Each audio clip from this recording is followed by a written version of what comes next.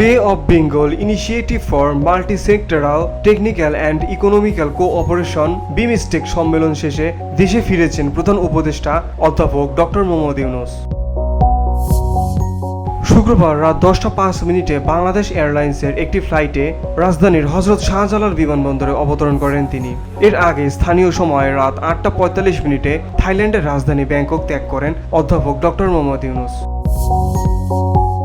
প্রধান উপদেষ্টা গত বৃহস্পতিবার ব্যাংককে পৌঁছান এবং প্রতিবেশী দেশের সরকার প্রধানদের সঙ্গে দ্বিপাক্ষিক বৈঠক সহ একাধিক অনুষ্ঠানে যোগ দেন। এছাড়া ভারতের প্রধানমন্ত্রী নরেন্দ্র মোদীর সঙ্গে দ্বিপাক্ষিক বৈঠকে মিলিত হন প্রধান উপদেষ্টা।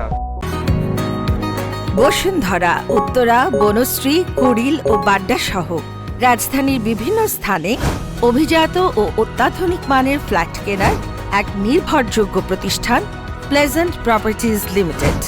তাই আপনার স্বপ্নের আবাসনের জন্য আজই যোগাযোগ করুন। Pleasant properties limited, where destiny matches eventually. সম্মেলনের ফাঁকে দুপুর 12টায় সাইড লাইনে দুই নেতা বৈঠকে মিলিত হন। এ সময় দুই দেশের পারস্পরিক স্বার্থ সংশ্লিষ্ট কয়েকটি বিষয় নিয়ে আলোচনা হয়। Beauty Bangla news desk.